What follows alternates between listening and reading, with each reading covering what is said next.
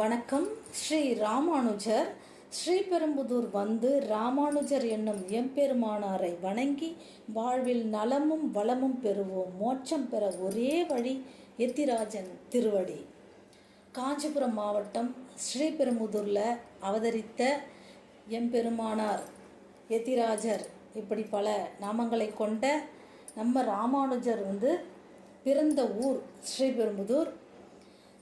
இந்த ஊரில் வாழறதும் இங்கே ஒரு இடம் கிடைத்து நாங்கள் வீடு கட்டி கொண்டு வாழ்வதை மிக பெரும் பாக்கியமாகவும் பிறவி பலனை அடைந்ததாகவும் நாங்கள் எல்லாம் கருதி கொண்டிருக்கிறோம்.